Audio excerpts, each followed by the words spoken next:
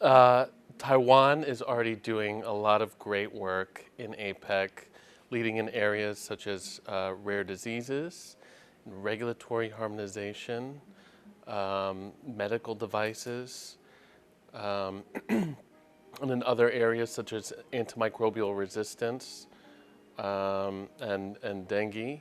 Um, so I think Taiwan, as one of the advanced economies in APEC, has an opportunity to really show leadership in working with a lot of the APEC developing economies, many of which are also members of the New Southbound Policy framework.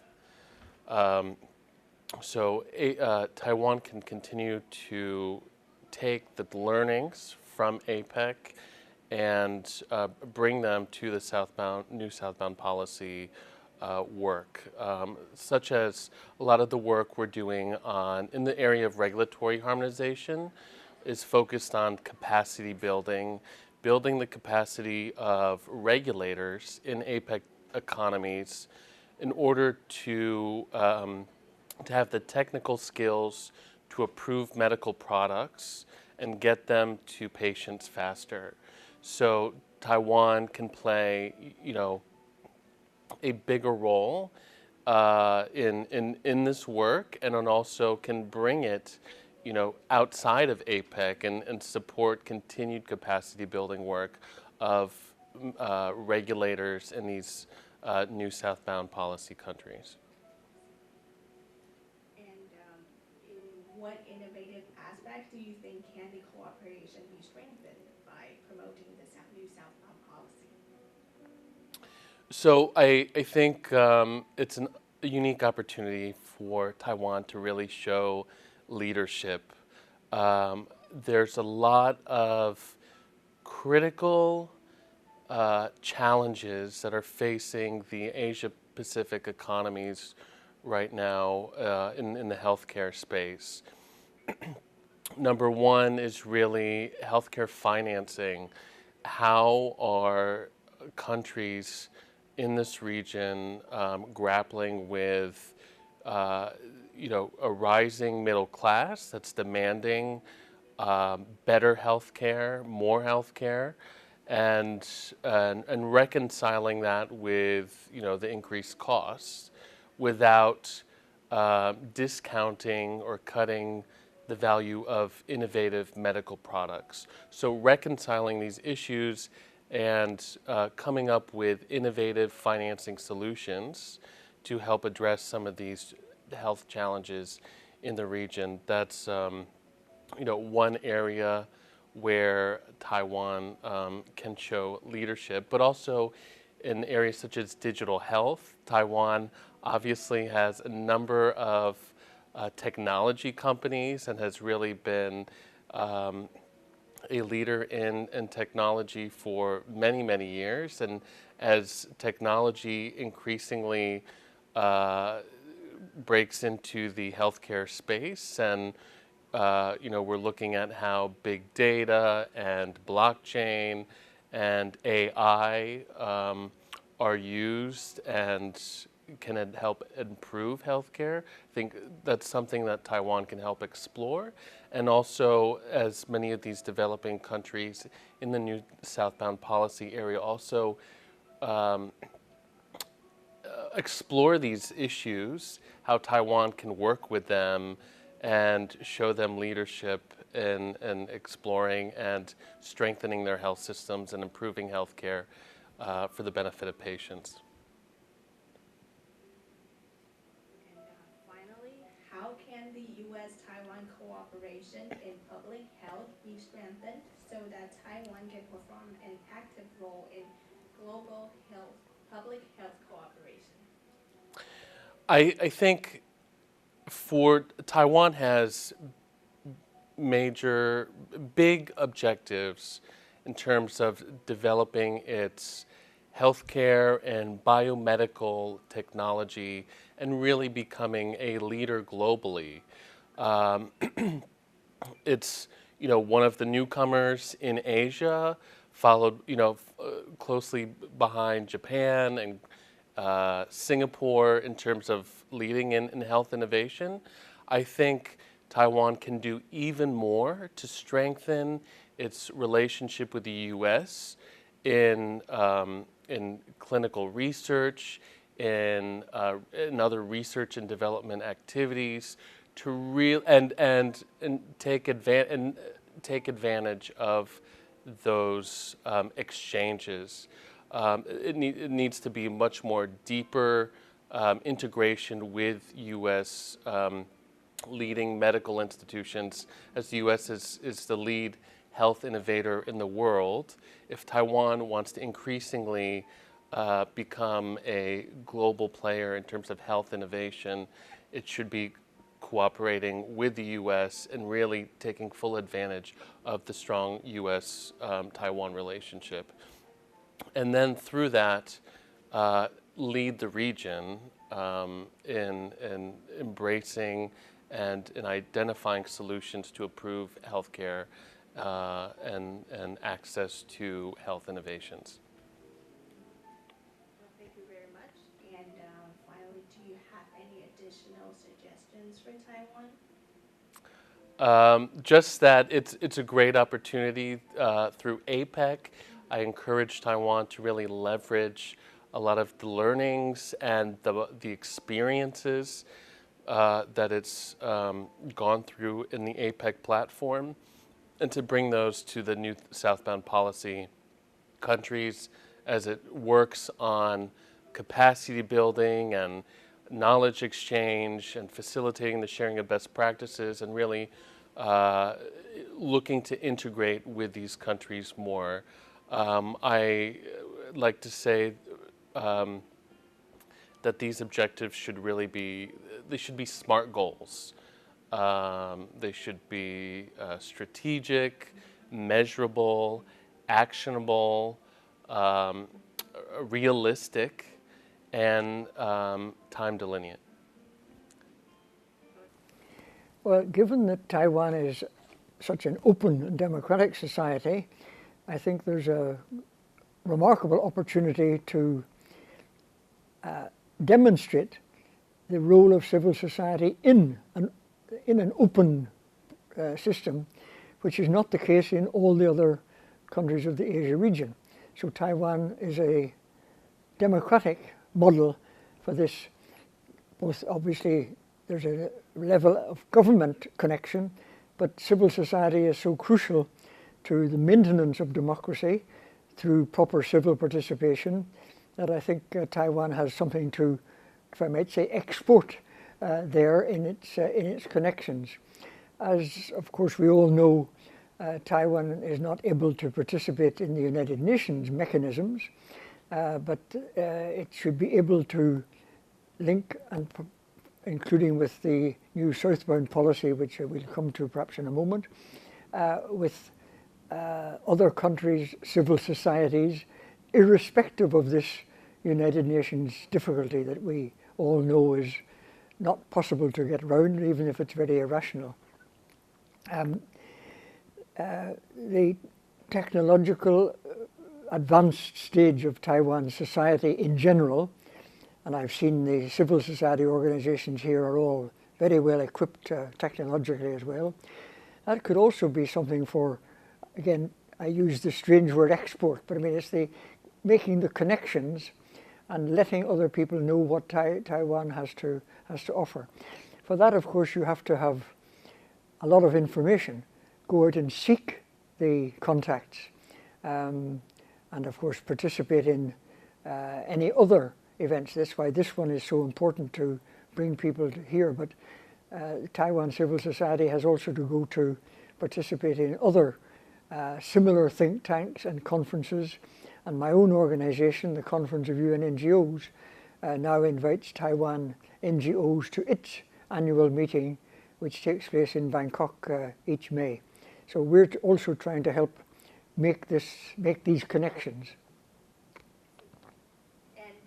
And what would be your assessment of the current linkages between Taiwan's new southbound policy and Asian civil society? Well, there's a great opening there, and probably probably, well, not exclusively, but probably most importantly in relation to the Sustainable Development Goals. Because the countries that are concerned with the southbound policy many of them are very small island states, and they have great difficulty in getting off the ground in implementing the SDGs. And Taiwan, which has, as we heard the President say indeed, intending to put emphasis on implementing the SDGs, could use that as a channel for increasing the links with the countries concerned by the southbound policy. And that has an additional advantage that since the SDGs are universal, this can spread beyond the countries of the concerned by the southbound policy. As far as I understand, this is now making headway. I mean, it's relatively recent after all. It's the new president, or still new president, I suppose. So it's still in its early stages. So there's a great deal to be done, and that links with my first answer. It requires establishing a very good database and information connection with these other countries. Getting the right information is essential to knowing what areas to work in. And in what areas of the development agenda could Taiwan's comparative advantages make the most contribution to international civil society? Well, practically all of the SDGs, but Taiwan is so advanced in information technology. I mean, having come from a very small basis, now this is one of the most connected societies in the world. So that's certainly one area. Some of the SDGs could be particularly given emphasis. Taiwan's health system is remarkably extensive. That expertise could be one of the priorities, and cities. All throughout Asia, cities are expanding enormously. These pose immense problems of management, and all the SDGs are affected by that, health and energy and so on. I'm going to speak about that in this forum. In fact, Taipei has expanded so much that you have a new Taipei. So the growth of big cities, which pose real serious management and disaster risk reduction. For example, to take one example, a major disaster can cause enormous loss of life in a metropolitan area. So if Taiwan has more expertise in that area, particularly as you're struck quite often by extreme weather events, that could also be an area of cooperation and connectivity with the southbound countries and with others, of course, as well. I spent 6 years in Taiwan, and I took the double major in National Chengchi University, journalism and political science, and I'm the lucky one because I fully utilized my expertise after my graduation. So I would say that part of my success today should be attributed to the education system from Taiwan. And I'm glad that I chose Taiwan to further my study at the very beginning. And it opens my eyes, and also I choose to further my study in tertiary education in my mother tongue. So it allows me to go very deep in the academic, to study a lot more ideas in the academic world. Right. So in what way do you think does your experience from studying in Taiwan and your study experience in Malaysia in your mother tongue, how are they different from each other, would you say? Maybe in terms of standards of education, maybe the difficulties you faced here versus the ones you faced back home. I had my primary and secondary education in mother tongue as well, so I would say that more or less are the same. But the difference is, by having education in Taiwan or foreign countries allows me to see from your perspective. And I found my country through the education in Taiwan. So I'm grateful for that. Yeah. you also mentioned in your speech earlier about as foreign students, you were open to the idea, or you saw the value of democracy when you Yes. studied here in Taiwan. Just mention something about that. During the 6 years I was here, it was the first political transition that Taiwanese experienced. And I think it really opened the eyes of everyone, not only the Taiwanese themselves, but also the foreigners who were staying in Taiwan that time, that how a country can have the transition so peacefully, although there were protests almost every week in the streets, and covering the protests were part of our homeworks every week. That's always part of the change.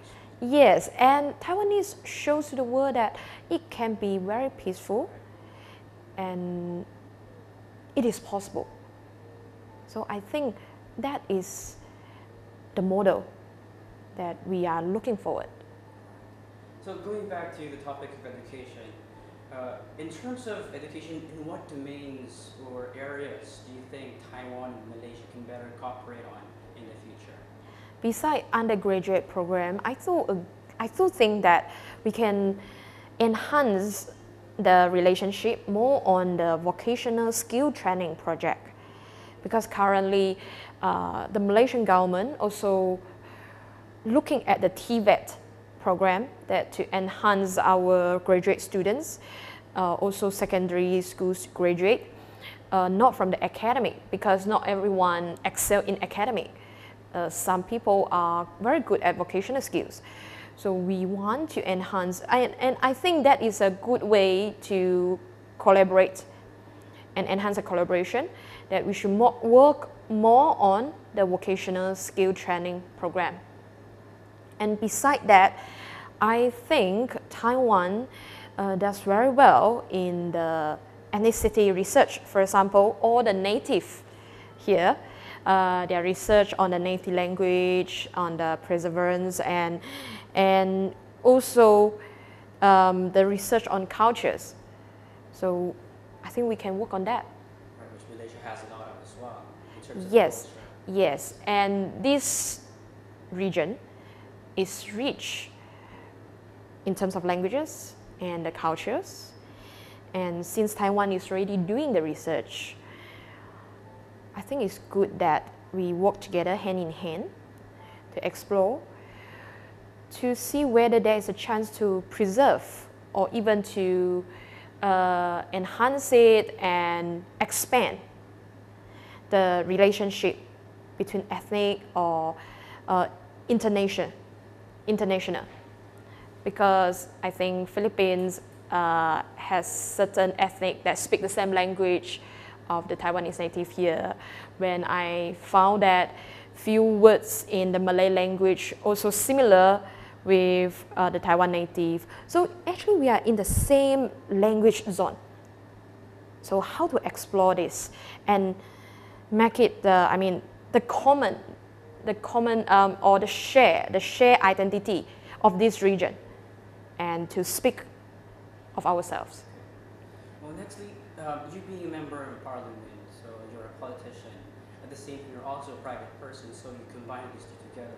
But hearing about the new southbound policy of Taiwan, what are your thoughts, first as a politician and second as a private person, and how this new policy is, and maybe also the future implications of this in the region? I think it's a very good policy. First of all, we are just at the doorstep of Taiwan. Taiwan's open the door. The next country, the closest one, beside the big power next door, will be Southeast Asian countries will be the next neighbor. So Taiwan have to go southbound because that is the nearest allies, and we should work together in the new world order to understand each other better. I would say that even among the Southeast Asian countries, we may not even understand each other well enough. And it is good that if Taiwan can come in to help everyone here and try to merge together, to understand each other better through collaboration and a better coordination?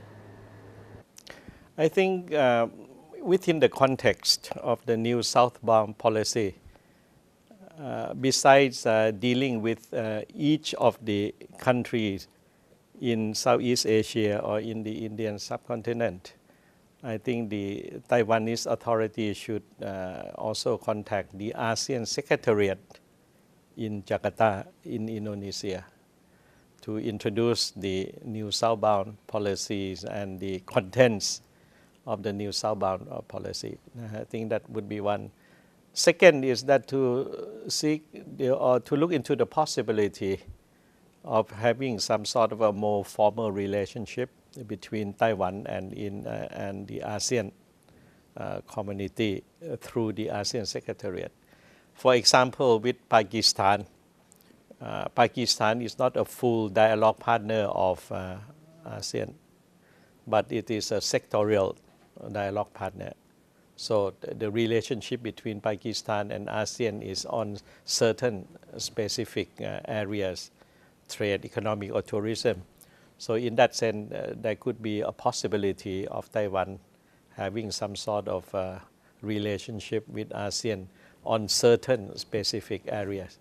And within your new southbound policy, you have mentioned, the Taiwanese authority have mentioned about health cooperation, cooperation in agriculture, and also cooperation in the IT, digital economic activities, and so on. So whatever it is, I think you could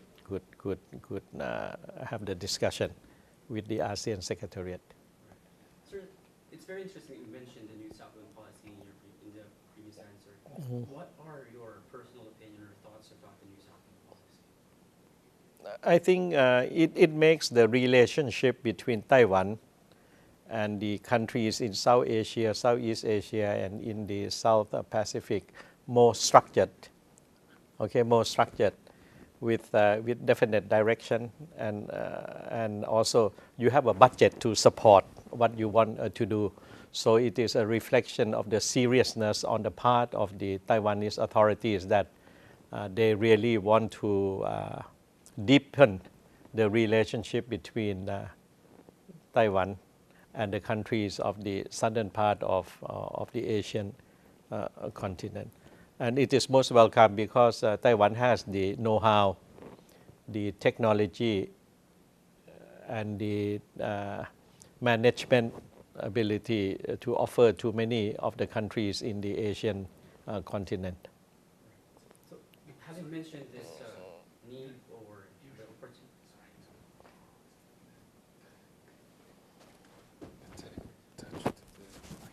Okay.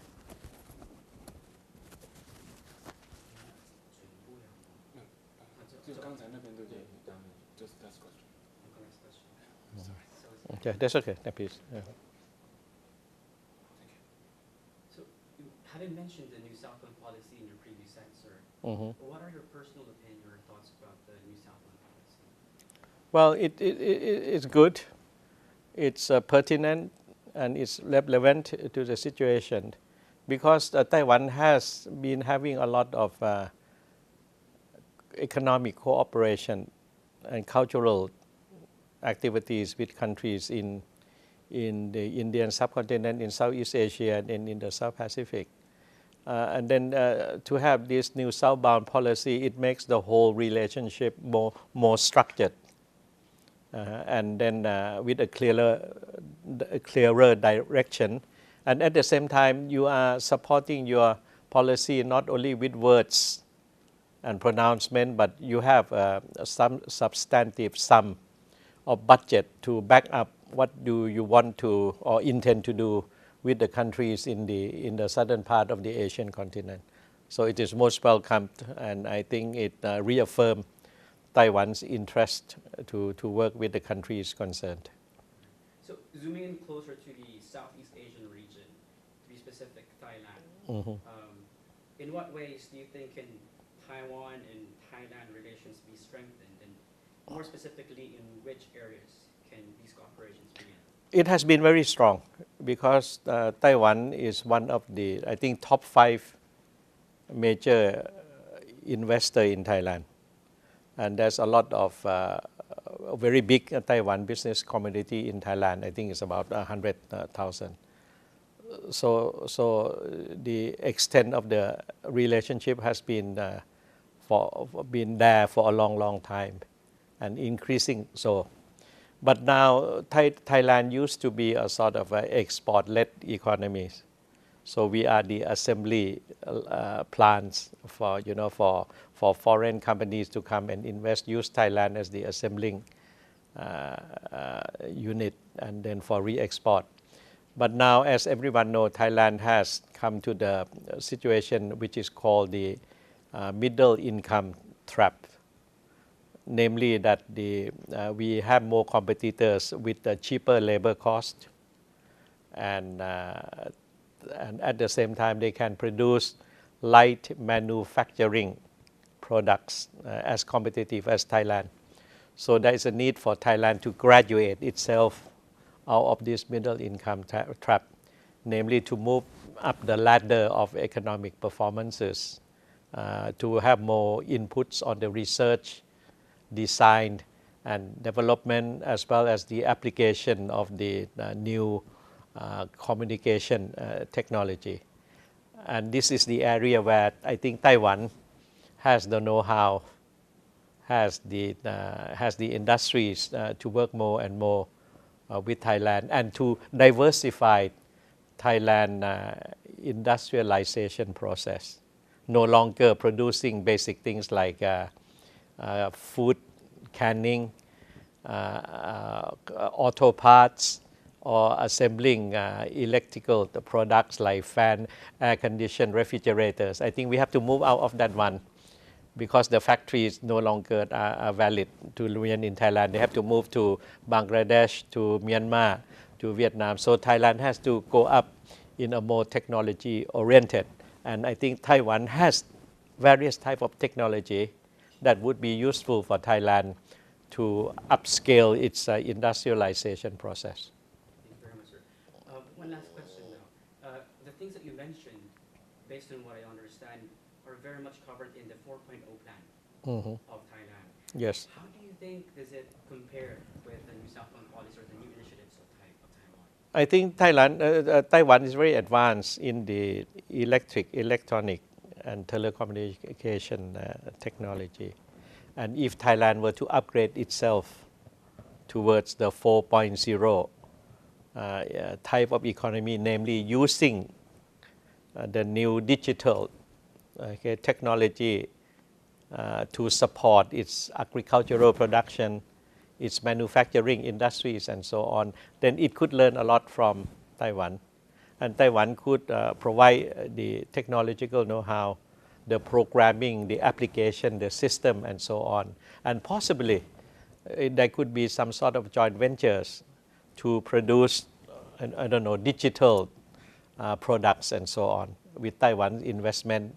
And then at the same time, Taiwan can help to upgrade the skill of the Thai workers, and or even to help train university students in the field of electric engineering, communication engineering and so on. So the field is widely open, because Thailand will need a lot of assistance and cooperation if it were to really move into the 4.0 digital economy. That casual. It was that casual. Okay, that casual. Okay. Regretfully, I missed it, having moved too slowly this morning, trying to attack emails, and consequently, I failed completely. So the work is still. How was your breakfast? I didn't have breakfast. You see, just like yesterday. As Michael Douglas said in Wall Street, isn't it breakfast is for wimps? Or maybe it's even lunch. Maybe lunch is for wimps. Yeah, maybe it's both. Your day is ruined. It's really a pity that you won't be able to join us until tonight. We do have like the after party. I know. I'm really gutted. We've got next week. We've got what they call a tailored review in China, which happens every few years when the UK government comes out to assess and work with the British Council in terms of its next goals and targets and stuff like that. It's a really big big significant thing. So they're there next week. So. And now we're getting there. Right. So Nick, first of all, good morning. Good morning. Hi. My name is Yuri. I'll be your interviewer for this day. And I understand you come from Hong Kong for the British Council. Well, yes. I feel like I've had quite a circular route in the sense that obviously I started in the UK. I lived in Australia for 15 years. I was living in Shanghai for about 4.5 years. And now I'm in Hong Kong. So I gradually I'm starting to understand Asia, I hope, a little bit better.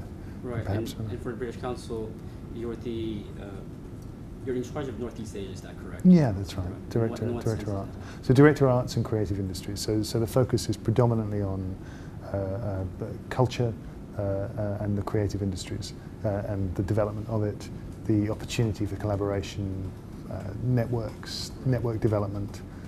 Okay, so from the perspective of culture and the arts, since that's where you're focusing on, in which aspects would cooperation with Taiwan best benefit Northeast Asia? I think it's a really interesting question. One of the things that we've been thinking about is how we work in countries, but also in regions.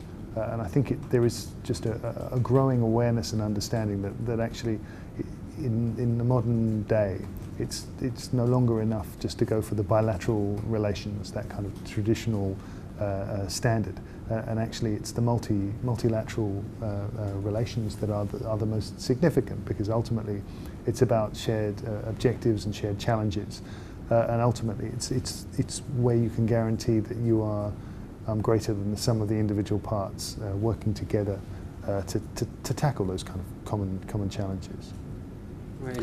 So from our point of view, when we've been looking at Northeast Asia, one of the things that we've been thinking about is where are those common challenges, and I think some of the ones that have been very readily identified are perhaps the challenge that most would immediately recognise, the idea of the cities and the growing influence and significance of the cities beyond the country infrastructure, and in terms of the strengths and opportunities that exist within the city-to-city network as well. We've looked and we are looking at areas like arts and disability, arts and ageing, arts and health, arts and well-being, these kind of core questions that sit within the structure of what a city means to society and the culture within it. Because ultimately, whilst there's been this incredible growth, and this, especially in East Asia, and I think what we recognise is that there are still within these connotations that there is a sense of marginalised communities, or communities that don't quite have the same access and opportunity that perhaps other citizens in the city have had. So I think it's about trying to find those areas where we can make a significant difference, where we can ask common questions of ourselves. And of course, it's not just about Northeast Asia. It's about the cities like Manchester and Bristol and Cardiff and Glasgow too. We learn from each other. Right. So, jumping from that, what do you think does the future have in store for cultural exchange under the new Southland policy, based on what you've seen? I suppose one of the most important things is that, of course, it's recognised and acknowledged within that framework. So it sits alongside, whether it's economic and trade links, sits alongside science and innovation, and there it sits. And so I suppose one of the most important and significant wins so far is that is recognised and sits within that framework too. And of course, for let's say, for example, in the UK, culture and the creative industries is such a significant part of our economy, full stop. I mean, it's worth something like £92 billion a year to the economy, and in terms of the employment sector, or the growth of the sector in particular, it's grown at twice the average rate of other areas in the economy. So it is a really significant area, and in a sense it underpins, whether it's economy, economic links, trade links, science and innovation. Culture sits across all of those things in different ways, and I think it's important to acknowledge that. I think also if you look at the strategy of 4 links that sits within the approach, I guess in many ways culture addresses at least 3 of them quite directly, whether it's people to people or soft power. It's embedded in those very links themselves. So I hope that actually culture underpins and provides quite a valuable foundation for what the policy can do. And going back to what you said about the need for cooperation and it being people-centered, I imagine that the British Council maybe has some projects, ongoing projects that you have that are in line, or do you have anything in the pipeline that is in line with the thrusts of the New South Wales policy, or maybe just the basic ideas that you think you have laid out? And in what capacity do you think can Taiwan help in terms of when we have the New South Wales policy?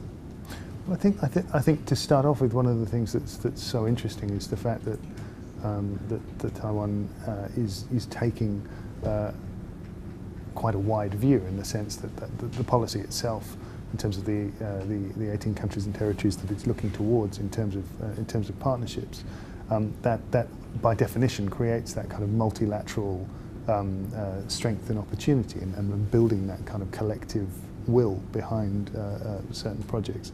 I mean, I think we've talked a little bit about what we're doing in Northeast Asia, but I think if we look towards Southeast Asia, I mean, there are very particular areas that link up, whether it's around capacity building, whether it's around building greater networks, wider networks.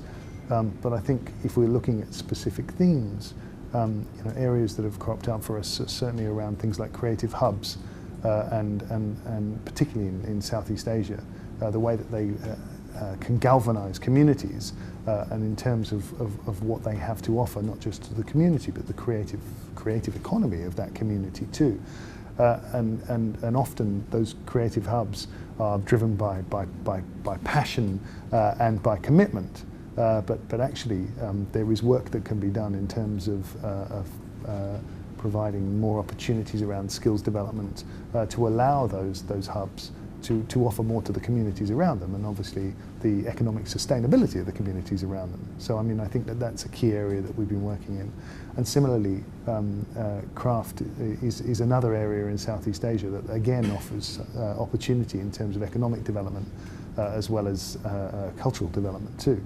It allows to reflect cultural heritage, intangible cultural heritage too, but it allows the process to be driven by those individuals and those communities where that culture is so meaningful too. So it provides a kind of a leadership role within that environment, which I think is really exciting. I think we've been looking at ways of how projects like that can link up between Malaysia, Thailand, Philippines, looking at Vietnam, and looking at how some of these projects can link across multiple countries. And I think leadership is obviously one key area that sits beneath all of those things, because cultural leadership doesn't need to be the leaders of the great institutions. Cultural leadership comes from all areas of cultural businesses and cultural economy and communities. And it's about trying to help provide that and sustain that leadership to help those environments grow. I think that's something that Taiwan has recognized too, and the commitment to be able to contribute towards best endeavor and best practice in other countries has a huge, not just a soft power connection in terms of the influence that Taiwan can achieve, but also in terms of collaboration and shared learning and engagement. And one question I didn't include in the list. Yeah. You, looking from the outside and understanding how Taiwan's wealth and culture there is, do you see any specific element or any feature of Taiwanese culture that you think would be worth sharing to the world?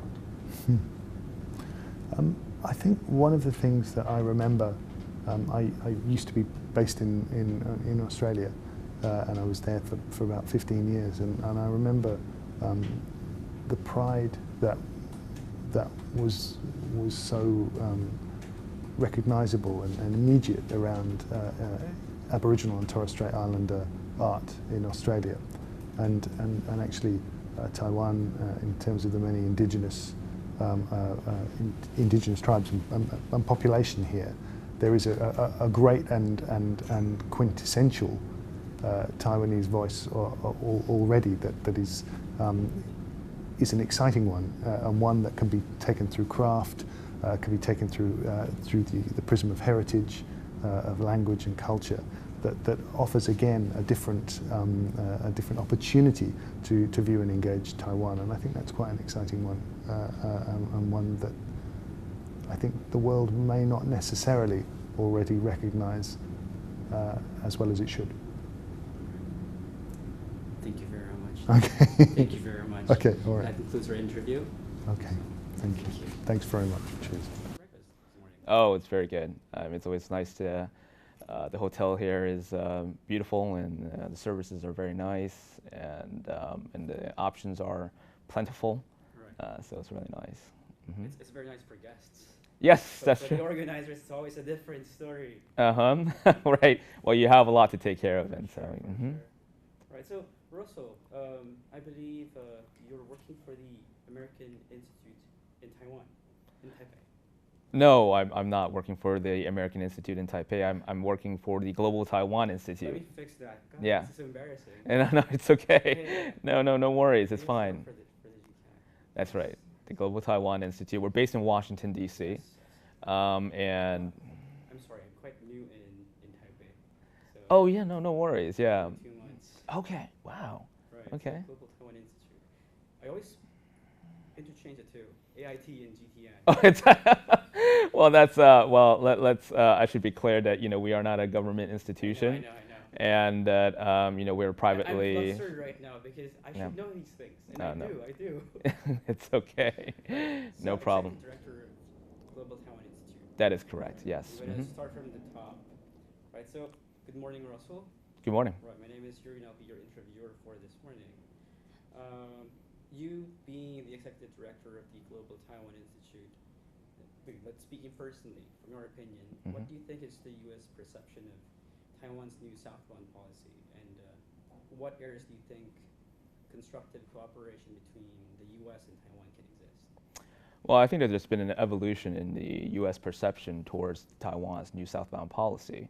For one, I think I think we all understand that this is not technically new policy in the sense that there has been previous iterations of the policy.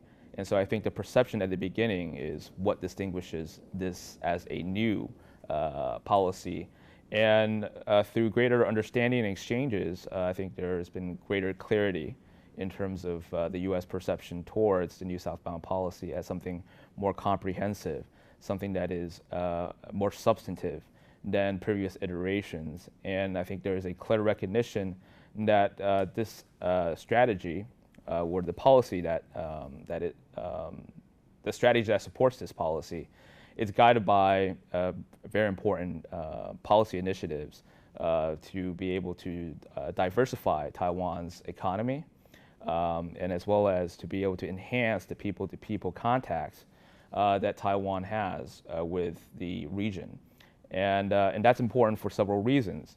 For one, it's because that this comes from emerging reality within Taiwan of its demographic makeup, and that there is a natural inclination towards being to identifying with the region that it exists within. And so I think it's natural that that Taiwan would be pursuing this policy in order to connect with and be able to enhance its economic cooperation with countries in the region. So back to your question, I do think my assessment of the U.S. perception of this policy is that there is a positive reaction to it, that it aligns with also broader policy objectives of the United States under the free and open Indo-Pacific strategy. As your viewers may also know, the free and open Indo-Pacific strategy highlights two key components. And there is, of course, the free aspects of this strategy, which looks at freedom from coercion, but also free in terms of good governance. And the other elements, of course, is the open component of the strategy.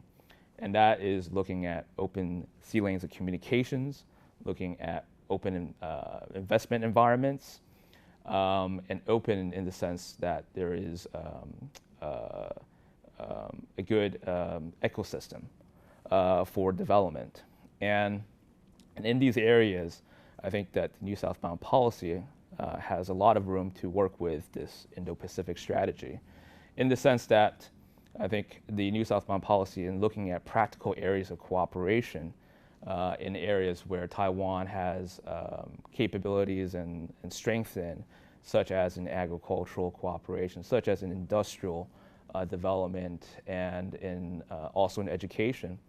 There are a good deal of opportunities where the two sides can share experiences to perhaps through existing as well as new mechanisms encourage cooperation to enhance the coordination of resources to go towards this free and open Indo-Pacific strategy.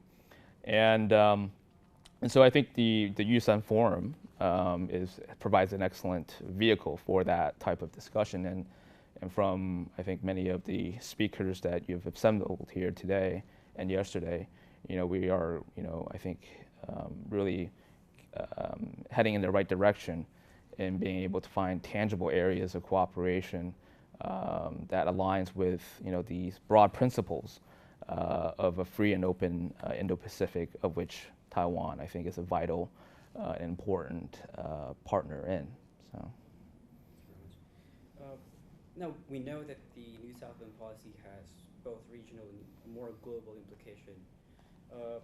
But what do you think are the geopolitical and security challenges to and opportunities for Southeast Asian states in the next 10 years?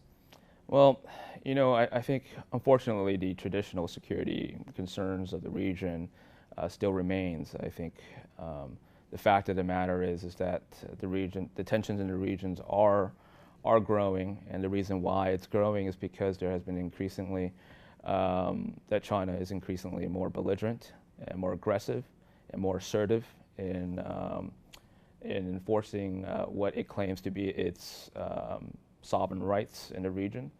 And consequently, I think this is unsettling for the region, and as a result, continues to dominate much of the regional discourse on the security challenges facing the region. I think there are also non-traditional security challenges in the region that will necessitate, I think, greater cooperation and not less. But I think in terms of cooperation in trying to better utilize marine resources as well, the ability to respond, to natural disasters that that plagued the region, and all of this actually should necessitate, again, like I said earlier, greater cooperation. But unfortunately, I think the mechanism right now and the institutions that that exist to facilitate such cooperation has been limited. In part, the limitation is because that China has been very effective in dividing and conquering, much of finding a collective response to this. And I think so there's sort of a roundabout way of answering, beyond what the security challenges of the South China Sea presents. There are aspects of the non-traditional security concerns that more effective collective responses could be helpful in addressing. Right, but then the opportunities for cooperation would be more specifically in which areas, do you think? Well, like it's, like as I alluded to it earlier, it would be sort of in looking at areas of fisheries, or energy development, in areas of development assistance, for that matter, cooperation in humanitarian assistance and disaster relief, in areas of such as Asia is one of the most, if not the most connected societies in the world, and where the standards of internet governance is going to be really coming to the forefront of, I think, how governments regulate, as well as standards developed for the technological development. I think that there are important cooperation to be had among countries in the region, like-minded countries also as well, with shared interests of having an open and accessible internet, to be able to work together more closely in not only in defining what how they wish to see this sort of new environment, new sort of internet ecosystem evolve, but more importantly, how to define the standards of it. So. Now, looking at a more specific example of cooperation, so one of the things that the New South Wales policy is really highlighting on is the importance of think tank cooperation. Mm-hmm. Right. So how do you think can cooperation between think tanks reinvigorate Taiwan's influence in Asia? I think think tanks play a pivotal role in trying to revitalize Taiwan's role in the region. I think the function of a think tank is to provide policy research and analysis, policy research that help identify what issues face the region, and hopefully provide policy recommendations that not only governments but the public at large can be better informed about what the issues are and how to respond. In democracies, the public have a very important role in being informed and being able to participate in the policy process through elections, through participation, and through a free media, and through other associations by which they are freely able to assemble in order to, again, participate in the political process. And think tanks play an important role, not only in forming the public deliberations of it, but also government deliberations.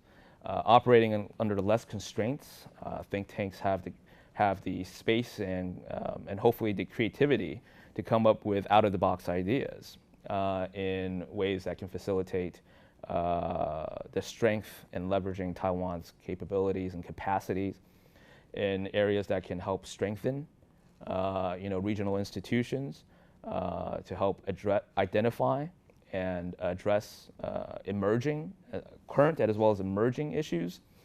And there's another role that think tanks can play, is helping reinforce existing mechanisms that do occur at the government level, so that it does provide more, it can help the public become more informed about the issues. So I think a good example, of course, is how the global cooperation and training framework between the United States and Taiwan, which has been going on since 2015, in that many of these great workshops have been held, from addressing issues such as digital divide to combating Zika viruses, to women empowerment, and to law enforcement cooperation. It's important to have that at the governmental level and have those discussions take place. But I would also argue that it is also equally, if not even more important, to have the public engaged. And think tanks can play a role there too also as well, in engaging in that discussion, looking at the providing policy recommendations, and how in what substantive ways can those processes be improved, and be able to through programs that involve perhaps public engagements, through publications as well as through seminars, be able to make the public more, for public education purposes. So I do think think tanks have a vital role in helping to revitalize, invigorate Taiwan's role in the international community. And I think it's incumbent upon think tanks really to think creatively about the policies of their respective governments, as well as regional institutions that can help facilitate Taiwan's meaningful participation in the process of finding a good policy ecosystem for working towards greater prosperity. One last question. It's not in the list. Mm-hmm. Given that there are many other regional development frameworks Mm-hmm. In the region, how do you think does the New Southland policy fare? Mm-hmm. And how is it aligned? Because one of the things that President Tsai Ing-wen emphasized on was that the New Southland policy is not against other frameworks, but it's Mm-hmm. actually trying to work with other frameworks in the region.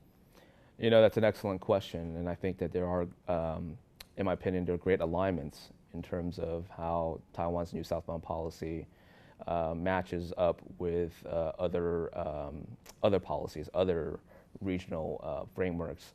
One, of course, is the U.S. Free and Open Indo-Pacific, but not only the United States, but also Japan's Free and Open Indo-Pacific strategy as well, and India's Act East policy, South Korea's Look South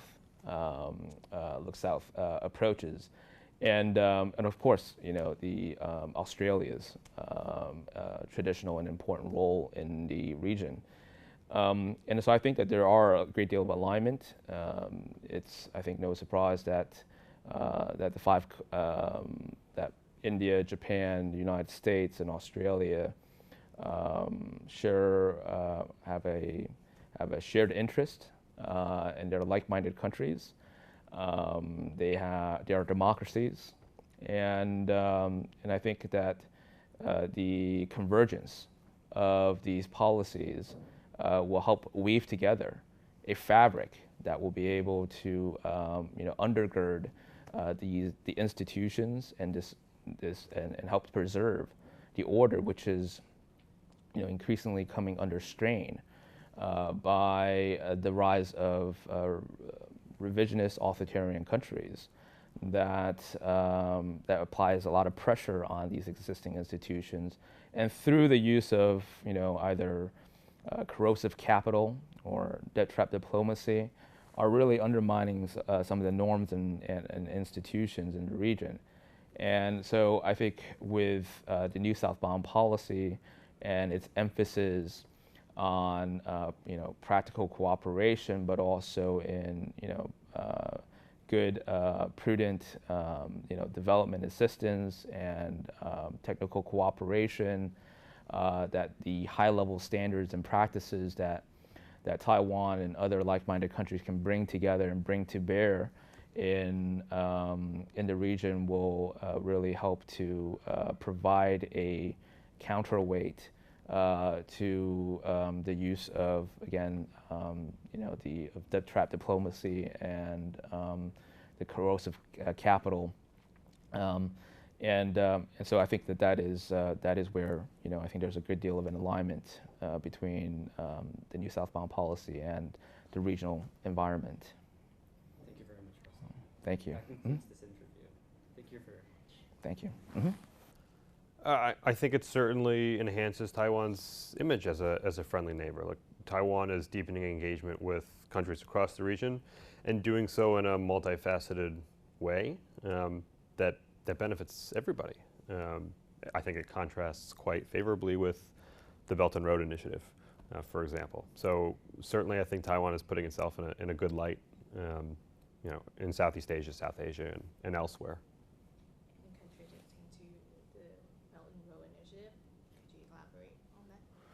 Yeah, look, I think that the Belt and Road Initiative is driven first and foremost by China's relatively, what's the best way to put it, relatively narrow interests.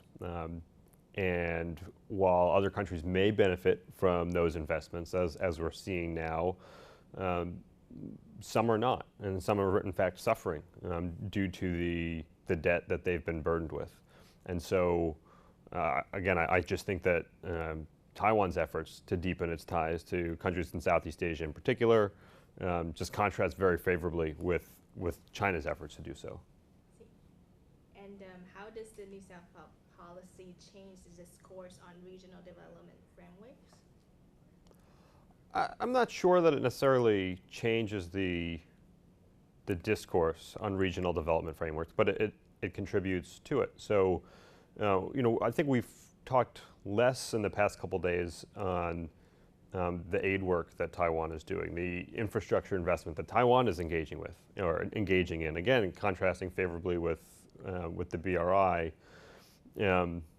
And so Taiwan is meeting a need, is helping to provide infrastructure that countries across Asia are in need of. And again, they're not, you're not going to match the dollars, or the renminbi that China can put behind those efforts. But there's also no malign intention on Taiwan's part, which is different from Beijing.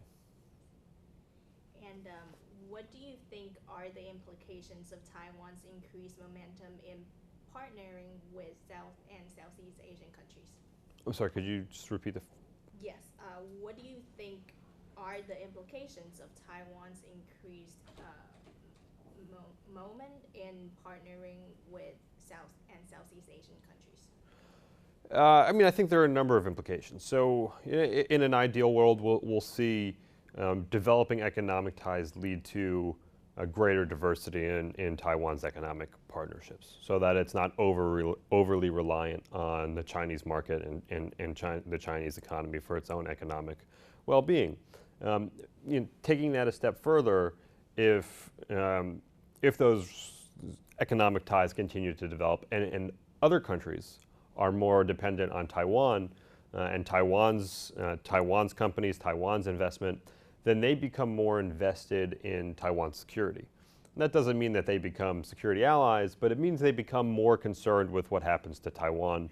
And that can only be a good thing for Taiwan's own sense of security, and at a time when China is increasingly isolating or seeking to isolate and pressure the island. And finally, how can Taiwan contribute to and benefit from ASEAN's integration process?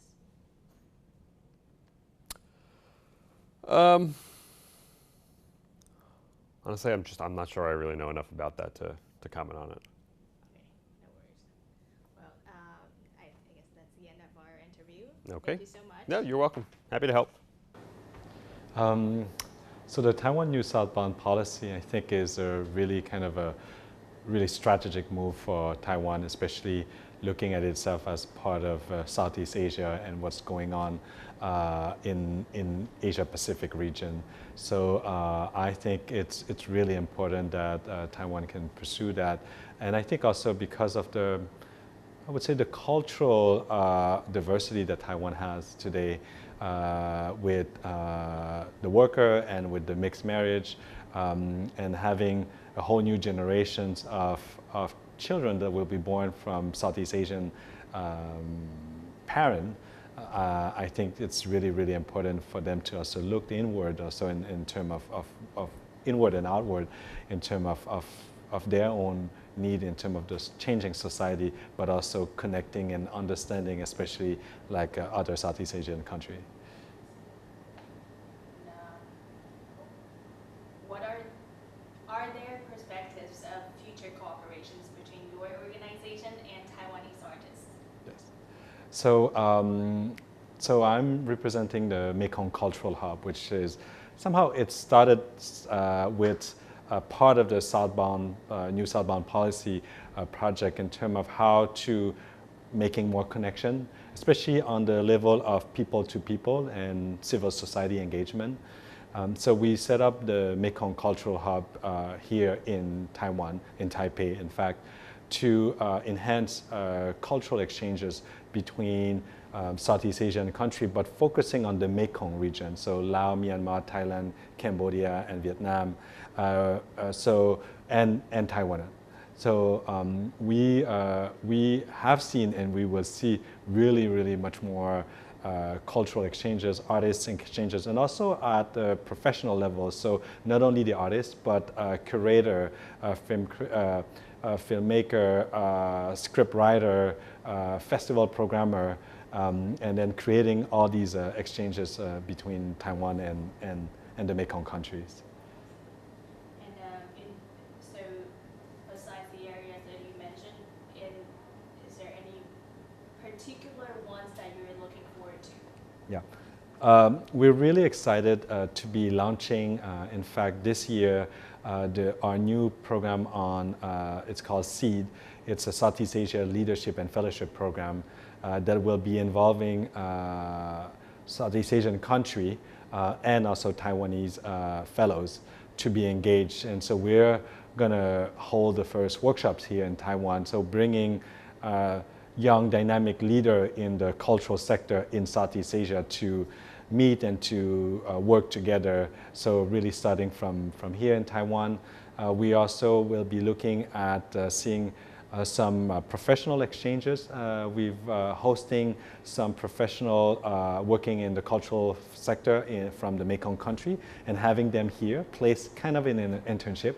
And then also on the other side, having also some Taiwanese professional worker on the cultural sector also being placed and work in some of the Southeast Asian country and especially the Mekong one. So I think this is really, part of what we see strengthening people-to-people relationship and then creating a larger and greater community for the region.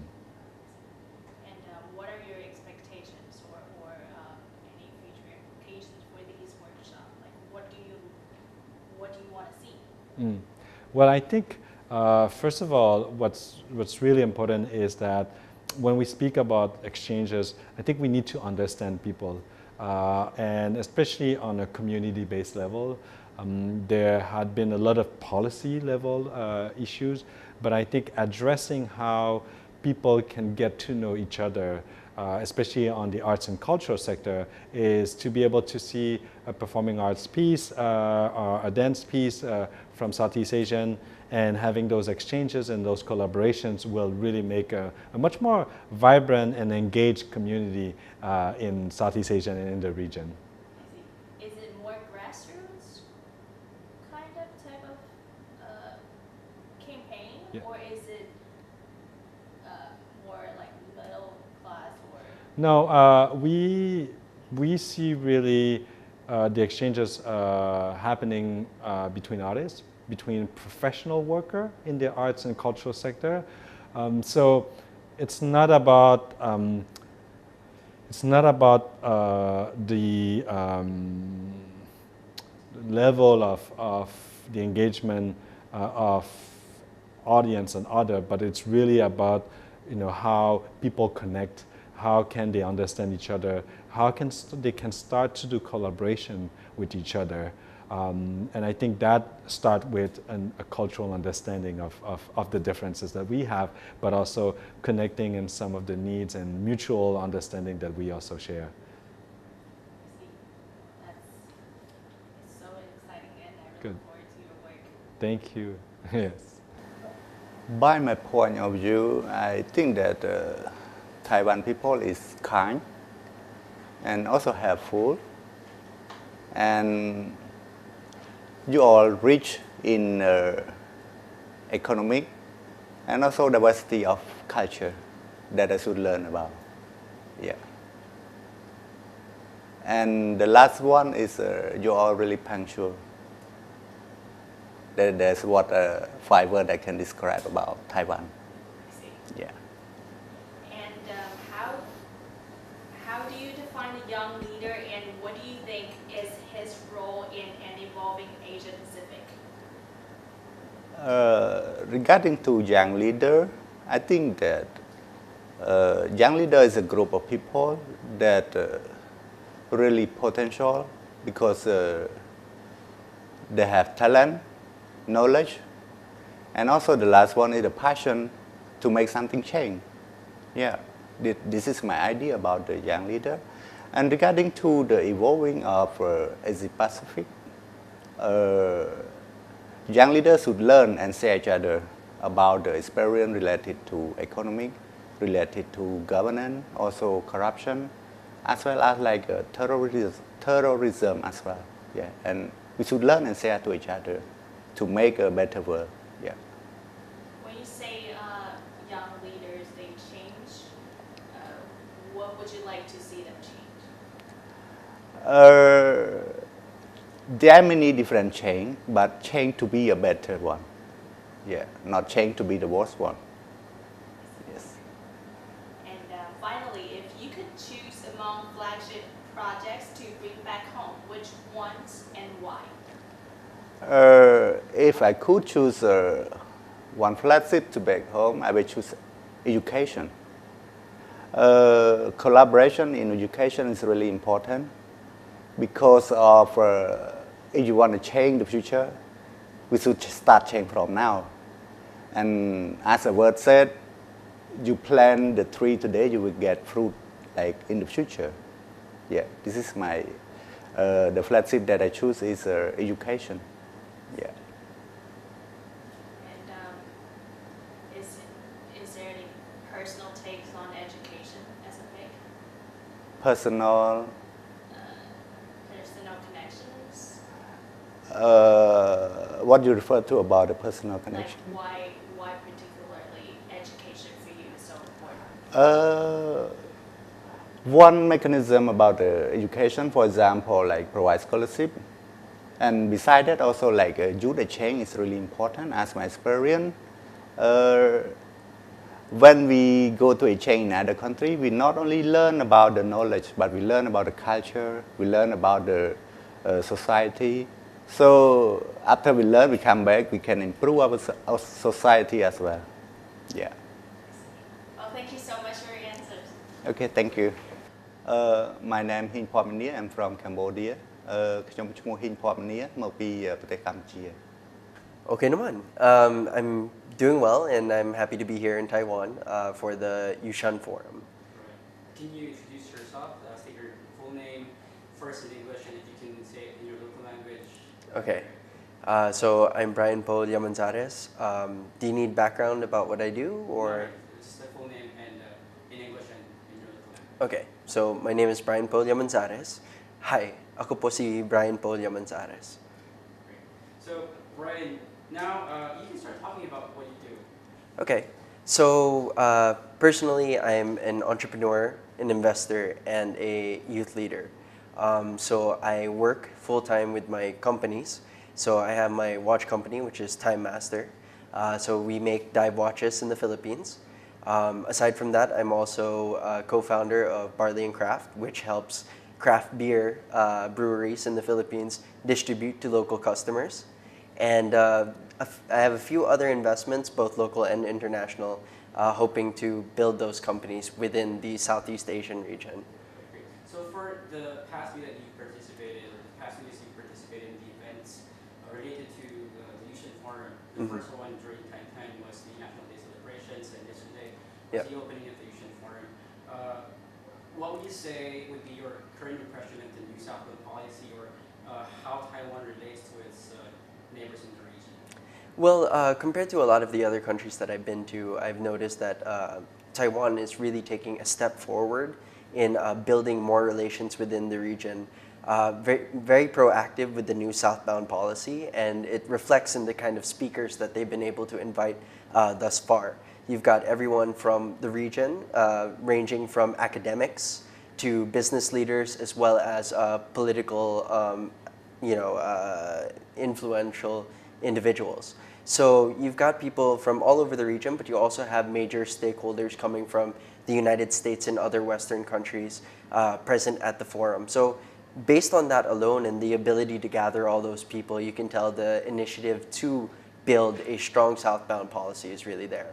Right. So that relating to your country, Mm-hmm. you come from the Philippines. So how do you think would the Philippines and Taiwan benefit from each other in this kind of policy? Well, from what I understand about the southbound policy is Taiwan is doing its best to open up more bilateral negotiations with countries within South and Southeast Asia, the Philippines being one of them. And from what I understand based on my research regarding Taiwan's relationship with the Philippines, as of late, Taiwan's been heavily investing in the Philippines. I know TAITRA, or the Taiwanese Economic Development Council, they're trying to bring over businesses to the Philippines, around 20 to 25, specializing in things that we actually really need in the Philippines. So like food processing and renewable energy and medical technology, all things that are very relevant to Filipinos. So hopefully we can continue to build on those relations.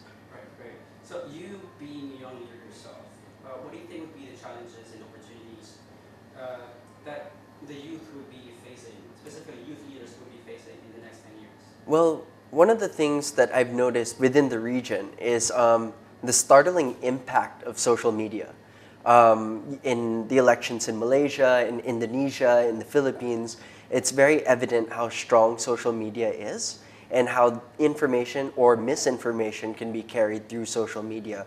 So I feel like one of the major challenges that this generation will have, or youth leaders over the next 10 years within the region, will be the responsible use of technology. As technology becomes more and more readily available, especially for communication through social media, I feel it falls on this generation to be able to be more responsible about the information that they share and that they consume. And I guess, picking up from there, when you say that it's our generation's responsibility to take care or for the responsible use of technology, do you think there's a way for them to bridge the gap between youth, the use of the youth, technology, and the old? Because we both know that there are still a lot of people, a lot of older people, Yep. who are now finally reaching into the use of technology. And Yeah. a lot of them are not as well versed as the youth. But as you said, do you think we have the capacity to actually bridge the gap? Right. Bridge the technological and age gap? Well, there are efforts to do so. I mean, as time goes by and the millennials become an older and more mature generation, there seems to be the effort to try and include the older generations in the technology that's being produced now. But of course, it's a question of whether or not it's being done fast enough. There are a lot of new educational programs that are coming out in top universities around the world to handle things like e-governance, to handle communication technology, social media and data analytics. These were all programs that were not present before, and the students that are attending are not millennials because we're very familiar with the information. It's actually more of the older generations trying to understand where these newer generations are coming from. So I feel as long as the southbound policy continues to promote education within the region, one of the things that it can really push for, especially within the Southeast Asian area, would be better education regarding this new technology. So now the youth being ambassadors of good faith, we know, in what ways do you think, in specific areas, can cooperation between the next generation of Taiwan and Philippines be strengthened? Mm-hmm.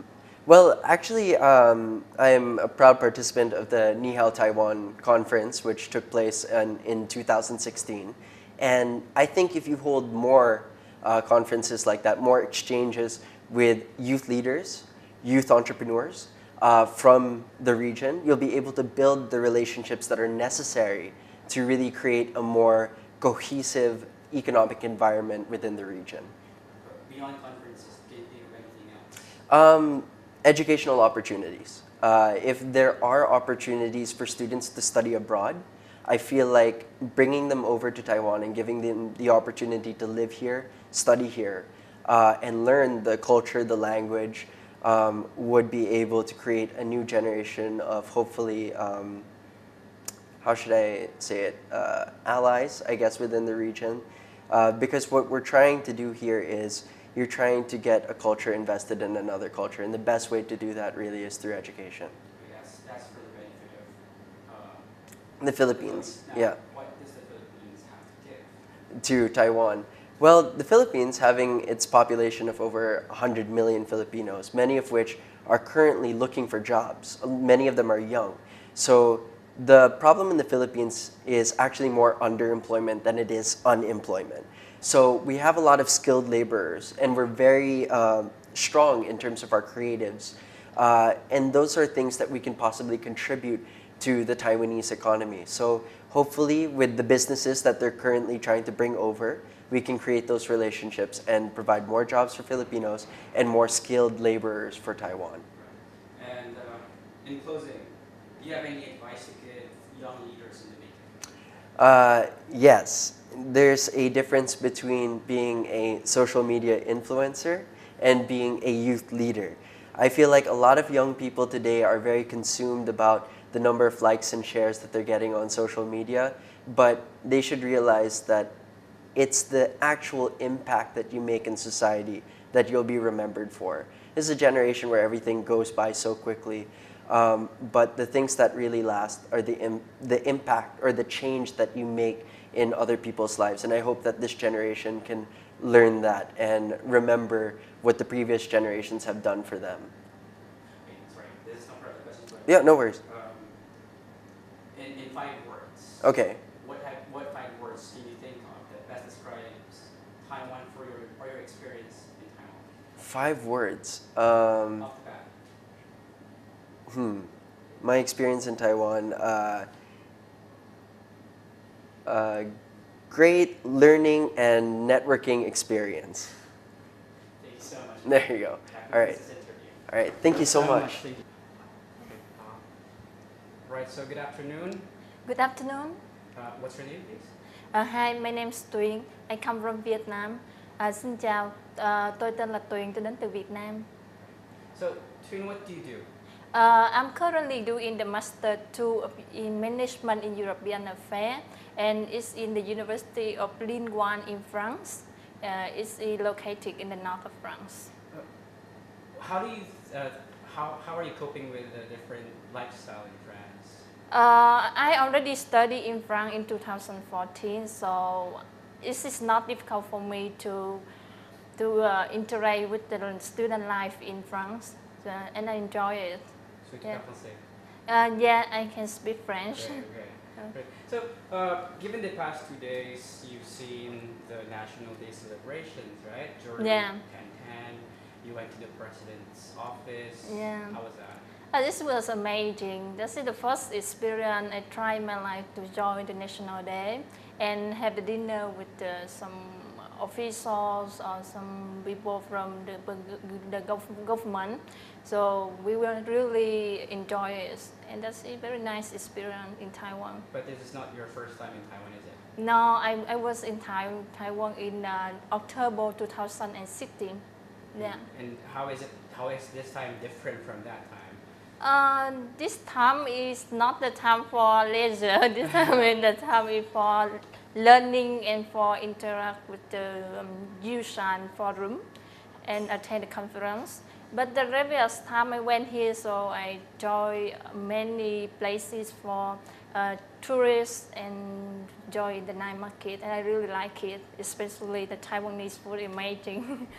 Right, so I'm so sorry that you didn't have the chance to go around this time in Taiwan, but I promise you that the next time that you do visit, we are going to organize something for our youth leaders to Okay, finally yeah, so no hopefully problem. by next year, right? Yeah. Right, okay. So, Tuyền. Yeah, Tuyền. Right, Tuyền. So you are our Taiwan-Asia Young Leaders Engagement young leader. Yeah. So it's a Thailand young leader. Thailand. And you being a youth leader or a young leader, what do you think? Sorry. If you could think of 5 words. So picking up from your experiences here in Taiwan this time around, if you could think of 5 words to describe Taiwan, its culture, its people, what would those be? 5 words. I will come first with the word kind, nice, traditional, modern, and organized. traditional and modern at the same time. Why is that? No, I mean that's it. Taiwan is the sometimes I feel that it combined between traditional and modern. Yeah, I see some architecture is very traditional, but some is very modern. As 101 tower. Yes, and I like it. So would you say it's something like an East meets West kind of experience? Yeah. Okay.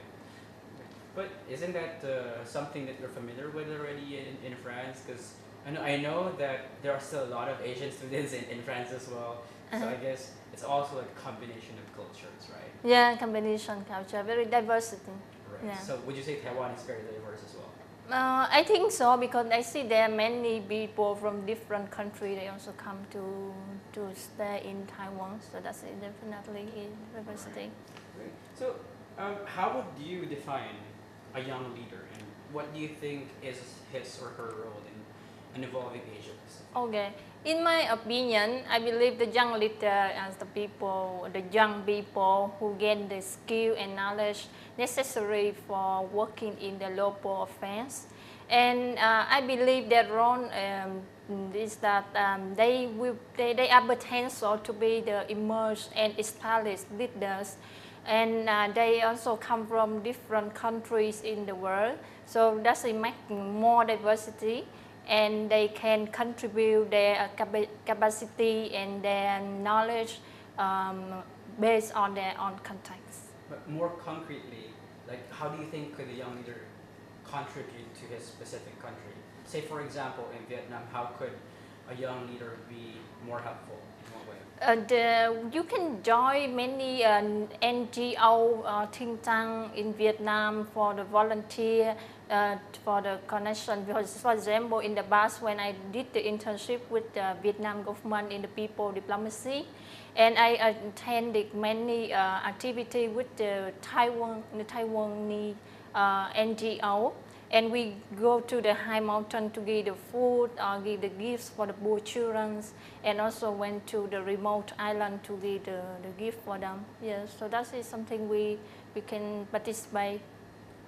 You personally, as a young leader, do you have any specific passion or advocacy? Do you have specific advocacies or anything that you are very much interested in doing in order to help? Yeah, I'm very interested in humanity. And for the education, for security, yeah. Now, for these past 2 days, you've heard about some of the flagship projects. You've heard about what Taiwan is doing in the Indo-Pacific, and specifically in some Southeast Asian countries. If you could choose among the flagship projects, or maybe the things that you've heard about that Taiwan does, if you can bring back one or two of those things back to Vietnam, what would they be and why? When I attend the conference, so I see that there are many interesting projects. But personally, if I can take one to Vietnam, so I want to choose the exchange education to Vietnam. And that's the project of the Dr. Trần Xuân Thao. He is the director of Institution for International Development in Vietnam. And that program is that because the Vietnamese government statistics, and there are more than half of migrant Vietnamese workers are now in Taiwan. So the number is very high. And when they come to Taiwan and they have children and they send their children to the school to study Chinese, but they didn't get the time for teaching them in their mother language. So day by day they lose their mother language. So the project is that we will share some Vietnamese, we will exchange some Vietnamese teachers to go to Taiwan to teach Vietnamese for those children, and they can keep their mother language.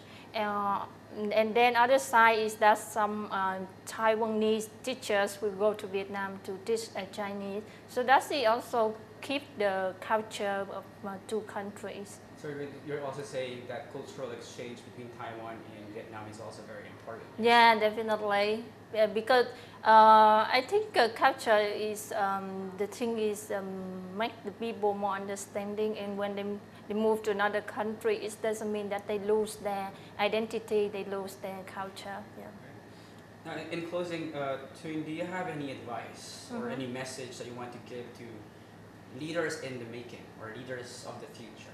I believe people, the next young leader just keep looking for the opportunity and try their best to contribute for as late as possible for the prosperity of the region. Yeah. Thank you very much, Tuin. That concludes our interview. That was really good. Thank That you. was really good. Thank you I'm very a much. little bit nervous. Thank you for living. Sure. Aloha, o Keoni Ko'uino. My name is Keoni, and I am from Hawaii, based in Hawaii, but I live in the US. I work at Pacific Forum, which is a think tank focused on the Asia Pacific. I'm also director of the Young Leaders Program, which is a network of over 1,000 young leaders across 56 countries. Is this your first time in Taiwan?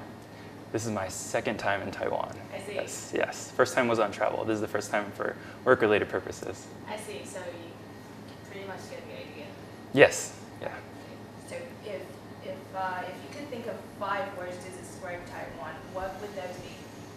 I don't know if I can say 5 exact words, but I consider Taiwan to be separate adjectives, or can I just say a sentence? Whatever you want. Okay. I would say Taiwan is clean, happy, ambitious, prosperous, and innovative. Those are the 5 words that I would use to describe Taiwan. All right. And how do you define a young leader, and what do you think his or her role in an evolving Asia Pacific? Well, I mean, there's multiple definitions for a young leader. It could be someone within a certain age range. It could be someone within a specific program. I think for our purposes, a young leader is someone who's unusually motivated and ambitious and has a dream or a hope that they hope to pursue. So a vision of the future that they want to bring to fruition through their efforts and through collaboration. And in the Asia Pacific specifically? Right, so yeah, within the Asia Pacific region. Finally, if you could choose among the flagship projects to bring back home, which ones and why? I think I would look at healthcare collaboration because Hawaii is the closest provider of, I guess, Western medicine in the Asia Pacific. I think there's a lot of best practices that can be taken from Taiwan as a leader in high quality and affordable healthcare and medication. So yeah, I think Hawaii specifically, but the United States as a greater whole can take a lot of the best practices and methods that are being used here in Taiwan. We're both democracies. We both have a lot of similarities as an island. So I think there's a lot to be learned. I see. Do you have other questions? Yes, actually, I have another one. Sure. Can I ask it? Yeah. That's fine. Sorry for the my part is so Keoni, do you have any advice to give young leaders in the making or the next generation of young leaders? I think our keynote speaker at the very beginning of the forum iterated that quite eloquently that, I'll speak to you. Sorry, redo. Gotcha. I think our keynote speaker at the forum iterated it very eloquently that the young leaders need to have a vision, they need to have a hope for the future, and they need to be unusually motivated to pursue that future. And what they need to do is they need to collaborate with other people, other stakeholders, not just young next generation thinkers, but also the older generation, and collaborate in order to, and connect people to action and ideas in order to reach that goal. So I guess in conclusion, my advice to young leaders in the Asia Pacific is to have a dream and pursue it and work with the people around you in order to realize that vision. Thank you very much. That concludes You're this welcome. interview. Thank you. Hi, my name is Aloha. And second is after that, you take a pause and introduce yourself in Filipino. Okay. Right. Then take another pause. And I will ask you, like, hi, can you please say something about what you do, or please tell us what you do, something like that. Okay. So you can, whatever, off of your top of your head. And yeah.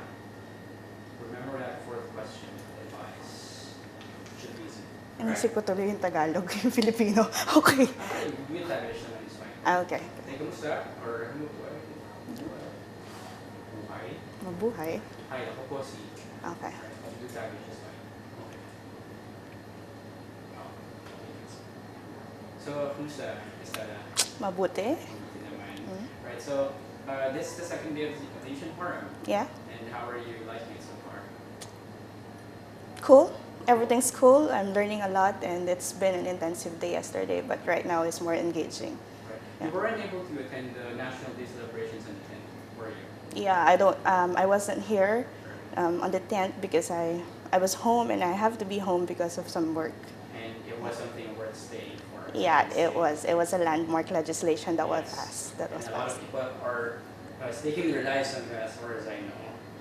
So, Cristela, could you please state your name? Hi, I'm Cristela Castronuevo, and I'm currently working as a legislative staff officer at the Office of Senator Ralph Recto, Senate of the Philippines. Before I say hi, Aussie. You forgot that part. So, we will do that again. So, hi, Cristela, pause. Okay. Then you say it in Filipino. Hi, Aussie. Dire-diretso na siya. Oh, sorry. And I will ask you what you do. Okay. That's when you get to say it. Right. Sorry. Okay. So Cristela, can you please tell me your name? Hi, my name is Cristela Castronuevo. Sorry. Yeah. You, let me. Okay, sorry. What's in your camera? Okay. Sorry. Okay. You can just say it. Hi, my name is Cristela Castronuevo.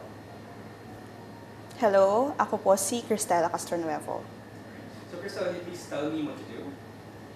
I'm currently working as a legislative staff officer at the Office of Senator Ralph Recto, Senate of the Philippines. How does it feel like working for Ralph Recto? Oh, I've been with him for like 10 years or going 10 years, and it's been quite a journey. I mean, we keep on learning every day, and it's a tough job, but it's a more rewarding job at the end of the day. Right. Yeah. Okay, so is this your first time in Taiwan? No, it's actually my 6th time in Taiwan. I love going back to Taiwan. Right. So I think by now you would have experienced so many things about the places, the culture, the food. Right. Can you, off the top of your head, can you think of 5 words that you think would best describe your perception of Taiwan and maybe the experiences you've had here so far? Well, can I answer that with a question? Can I just give one word and just describe everything? No, you have to begin with 5? words. Okay. Chance to explain if you want to explain. Okay, number 1 would be hot pot. It's a combination of a little bit of everything, a little of so many things. So hot pot. Number 2 is fascinating, of course. The landscape, it's fascinating because you have the mountains, the rock formation, what else? The beaches. But you also have that cosmopolitan vibe, a modern vibe of modern skyscraper. Taipei 101 is just across this building, and it's warm. It's warm because of the people. They're accommodating and very warm, and it's beautiful in all aspects. And the last word would be it's filling. So I'll go back to my hot pot. Hot pot, it's like you're eating a hot pot. The Taiwan experience is making you full, making you feel full. So which parts of Taiwan do you like best? Have you been to, and which one do you I've like been to Kaohsiung. I don't know if I pronounce it right. Just Kaohsiung, Taipei, and a little part of the northern part where you got to tour this rock formation and all. Yeah. I love every part of it. Right, great. Yeah. Going back to you being a young leader, because you are a Taiwan-Asian Exchange Foundation Thailand young leader, as well as you are a Pacific Forum young leader, among other young leaders you have. How would you define a young leader, and what do you think is his or her role in an evolving Asia Pacific? Tough question. For me, a young leader is the future key decision maker so far as the Asia Pacific region is concerned. I mean, a young leader is a future shaper, an agent of change or a change maker, and therefore the one who will be making critical decisions in the future. And as such, his role is basically, one is to become a catalyst in strengthening, fostering, and enhancing this regional cooperation within the region, and not only identifying the challenges that constrains this regional cooperation, but more so in giving or doing his fair share in turning these challenges into opportunities. And of course, a young leader should be an instrument and an inspiration, of course, in harnessing the extraordinary power of the youth and the young leaders and the young people across the region in addressing critical challenges and expanding opportunities not only for themselves, but especially for the generations ahead of them. Yeah. That's my definition and role of a young leader. You get a star for that. Okay. Miss Universe now. Yeah. Okay. So if you could choose, sorry, you've been here for 2 days, right?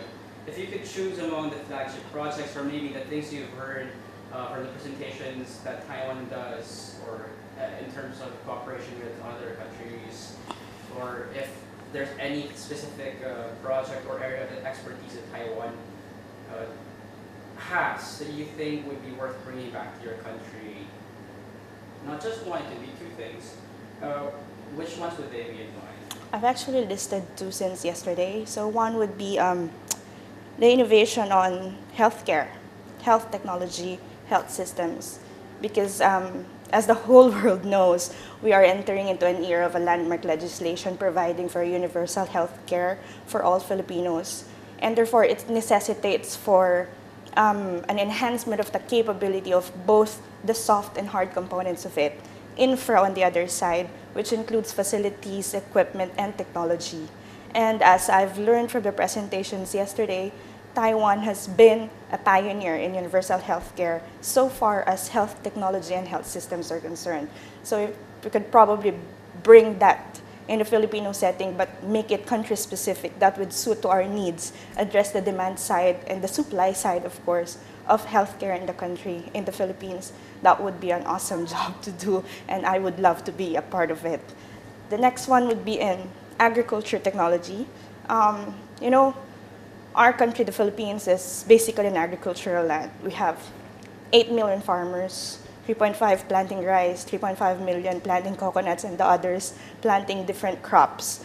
But our farmers are the poorest of the poor. And agriculture has been a trademark of poverty. I mean, we cannot keep young people to engage in agriculture because they know that they're going to be a poor person just like their forefathers, their fathers, their parents who have been in poverty for so long.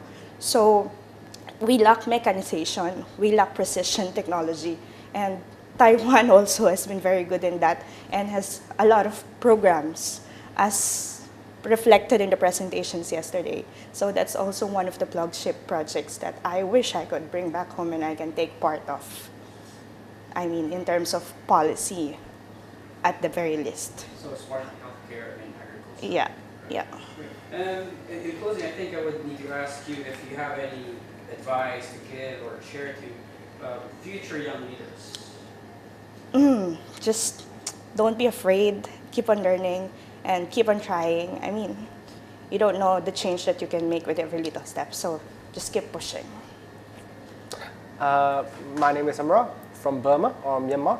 So I'm working for Myanmar Institute for Peace and Security, so working mainly on the defense and security reform in Burma, and also working on as a non-resident fellow in Stimson Center in Washington, D.C., in the energy sector and the security sector reform. So I take that this is not your first time in Taiwan? No, this is my 3rd time in Taiwan actually, so I'm really enjoying here. Usually Burma and Taiwan, there's not much relationship after 1970s, but this is a good opportunity to get in touch again. If you could describe Taiwan in 5 words, it could be adjective, noun, verb, whatever, what would they be? I can say more like a, how can I, you will edit it, right? So I usually describe, difference between Taiwan and China in the one thing. Like Taiwan, I can say more intimate, a feeling, right? So if you go to China now, and if you go to Shenzhen or Guangzhou, you will see it's like the new shoes at the store, right? Shiny thing, lovable thing. But Taiwan is more like a shoes that you own for a while, you intimate, you got a relation with this thing. A little bit old, shiny, but still something that you got treasure on it. So. It's really precious. describe, how do you define a young leader, and what do you think his or her role in an evolving Asia Pacific?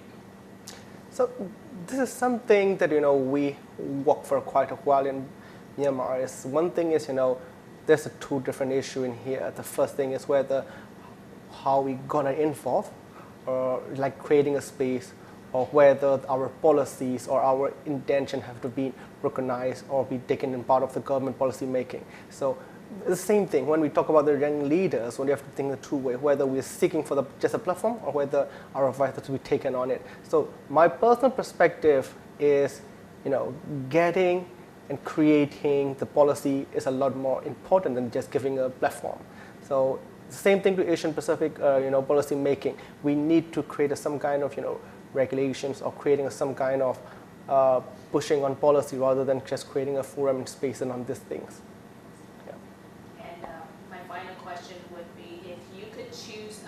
The flagship projects to bring back home, which ones and why? The flagship projects? The flagship So basically, from the things you've heard these past 2 days, it can be specifically the flagship projects, or if there's anything you've heard that Taiwan does well, do you think would be worth bringing back to your country? Which ones are those and why? So it doesn't have to be just one.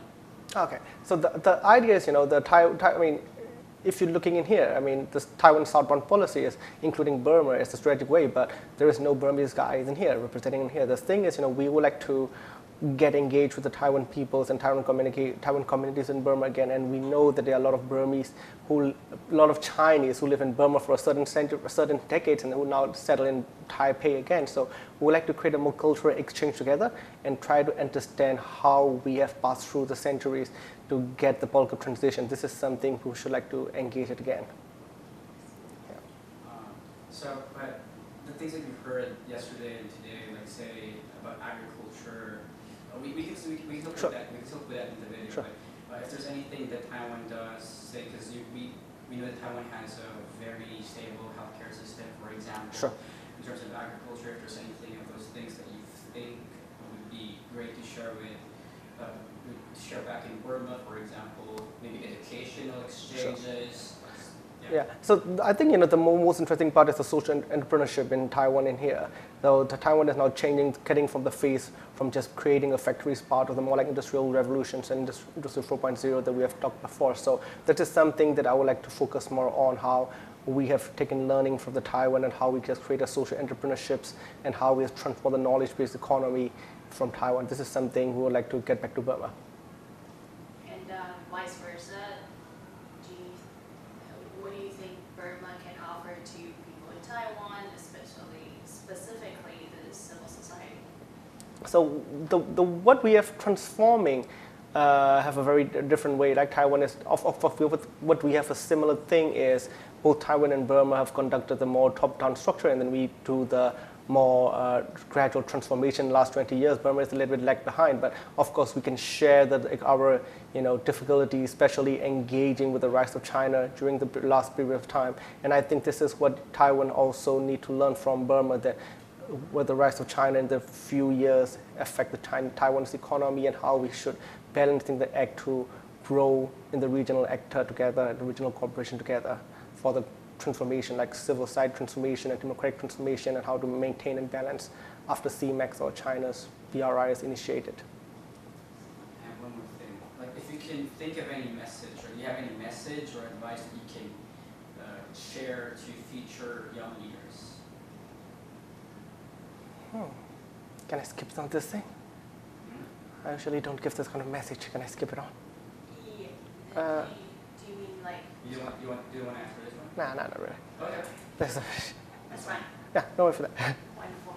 Thank you so much. Yeah. That was a good one. Well, I have not been to Taiwan, I think, for 9 years now. I think that was the first time, and it was interesting to see how much it has changed, how much it has developed.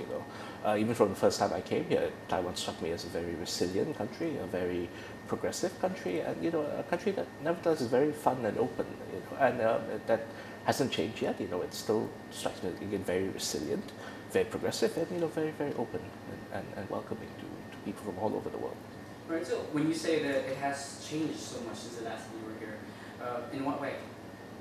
Well, I mean Infrastructure, for example, infrastructure, transportation. Well, you know, again, I see much more young people around. That's it. Okay. I mean, it could be much more demographic. It seems more young, more fun.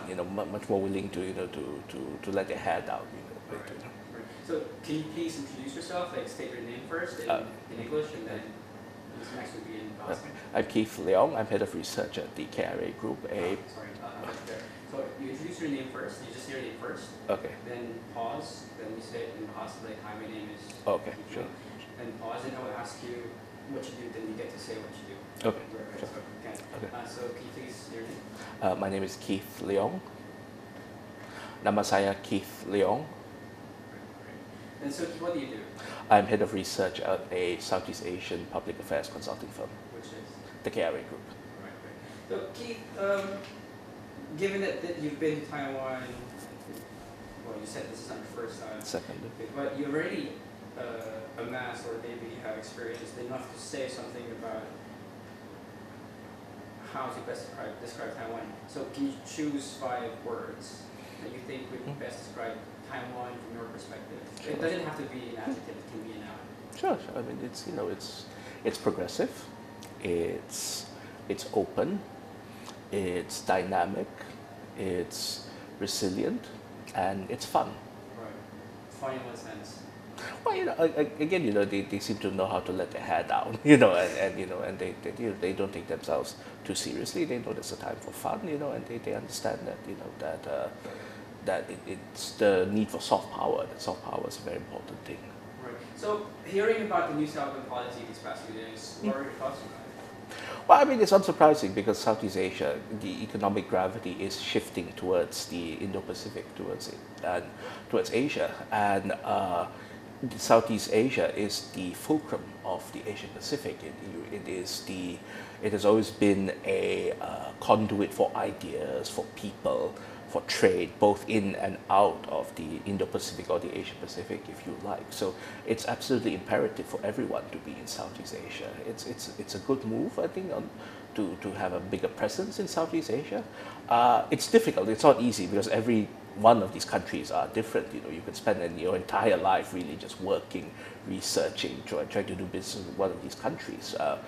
But it takes but it's not impossible. It takes constant engagement, it takes constant interest, it takes patience as well, and respect as well, because you have some of the largest democracies, some of the largest countries in the world within the region, but it's the place to be, and anything that has more, it can bring more interest, it can bring more exposure to Southeast Asia is good. Right. So a lot of these countries, in the past I would hear each one or someone coming from those countries saying that my country is the gateway to Southeast Asia. So what would you say Malaysia has to offer in the region in terms of cooperation, or maybe, sorry, I have to rephrase the question. So what does Malaysia have to offer the region, basically? Well, I think all countries in the region are part of the wider gateway. You can't just be in one Southeast Asian country. You have to. Someone would say so, though. I mean that's a very narrow-minded thing to do. You have to have several regions because again they're very different, and they each by themselves they are. I mean, some of them may be larger markets, but by themselves, it's. If you only focus on one, you're denying yourself to a wider market. So I personally would encourage people to do several Southeast Asian markets, if not the entire region. As for what Malaysia can offer, well, I mean, again, we are strategically located right at the center of Southeast Asia. We have many different cultures and all that. We can talk and we can relate in the cultural sense to most cultures, not only just in Southeast Asia, not only just in the Asia Pacific, but really the entire world. So in many ways we are a springboard to the wider gateway of which is Southeast Asia. So Keith, have you had any leadership backgrounds in the past, when you say? Well, again, you constantly are called to lead, whether you like it or not. Even in school and even as head of research in what I do, it's not easy. Managing people is not difficult. Is difficult. It's not something that you can just let it slide. It takes it takes constant engagement. It takes constant effort on your part. You can't assume sometimes. And it's also dealing with different personalities, different characters, different agendas. Sometimes the agendas don't align. You see, so it takes a again, like Southeast Asia, it takes patience, it takes perseverance, and it also involves constant communication. You've got to make the effort to try, and people hopefully understand it. Actually, I'm going to ask you something very similar to that. You've already mentioned a few things that would answer this question, but I want to ask you this. How do you define a young leader, and what do you think is his or her role in evolving Asia Pacific? Well, again, I don't have the numbers, but the bulk of young people in Southeast Asia. You have to get it. Okay. Oh, sorry. We'll start again. Okay. The bulk, I don't have numbers, but the bulk of Asia, the bulk of the Indo-Pacific are young people. I mean, they are people under the age of 30. Certainly for Southeast Asia, the bulk of our population it would be considered under the youth bracket. So again, they are the future. I think a young leader, I mean, there's some characteristics that are universal. It's someone who listens. It's someone who can get people together, who can help people align themselves, who can give people common goals, common notions, common ideas, even when those are not there. It's about building common ground. It's about building consensus. That's what any leader does as well. Based off on what you've heard for the past 2 years as well, so I've been going back because this is still very experiential thing. Sure. And you might have heard a few things that you found interesting, things that Taiwan does exceptionally well, or areas of expertise. You've mentioned something about the flagship projects of Taiwan, which can be phrased differently depending on who you're asking. But is there something you think that Taiwan has that is worth sharing back to Malaysia? Well, Malaysia and Taiwan have had long connections. Many Malaysians have been studied in Taiwan. Many of them work in Taiwan and do business in Taiwan. And vice versa. I think these are positive ties. These should be maintained as much as possible. The people-to-people ties are most important. I think things like education, cultural cooperation. It's very important that those continue because politics notwithstanding, it is the people-to-people ties that matter the most, and that's what makes it real. That's where the substance is, and so that's something that should be focused on. So you're saying it's people-to-people exchanges. Yeah. Among other things. Among other things. Yeah. Right. Okay. Lastly, this wasn't really originally in the list, but do you have any advice or message to give young leaders in the making? It's very important to listen to people. You've got to be sure of yourself. You've got to have your story down, and it's important to tell your story effectively, but also important to listen to other people's stories as well, to hear what their concerns are, and again to find common ground. So know who you are, but also know the people whose support you want to win, whose support you need moving forward, and try and find common ground. Okay. That marks the end of this interview. Cool. Thank you. Really fast. Thank you so much. Thank you. No worries. Wow, you really got this down. Wow. Yeah. I've done this for, I think, about 30, 40 people since yesterday, so I should, Yeah, I mean, the pacing is key. Right. Yeah. Just like a while ago when there was this Vietnamese girl who was just so nervous. Yeah. I do this weekly podcast thing for the Diplomat, and it's so challenging, man. Right.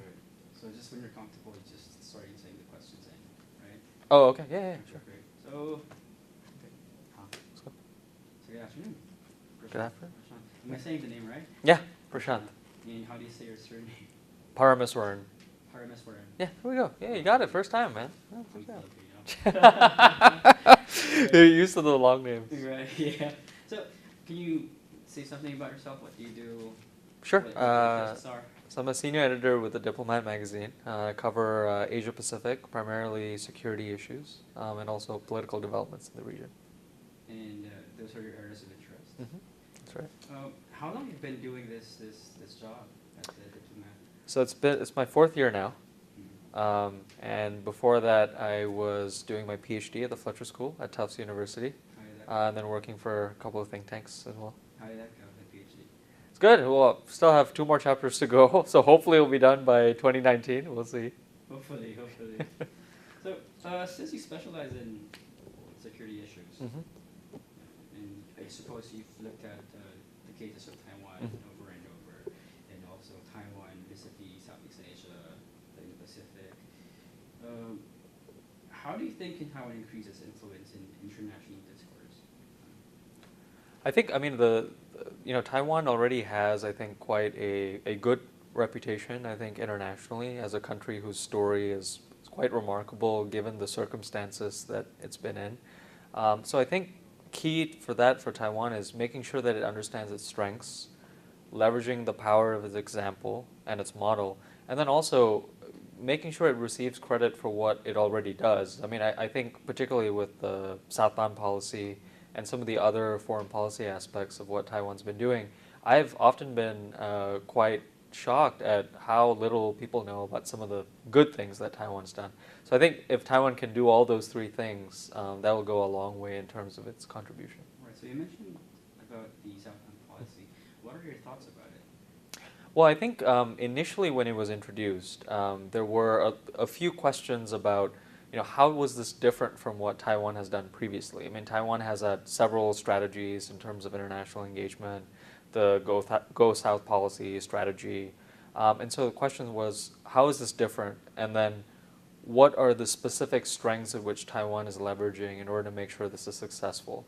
I think those questions have largely been answered. It's a strategy that's very well defined now. There's discrete parts, there are activities, there are initiatives. And so that initial sort of question about what it is, that's been addressed.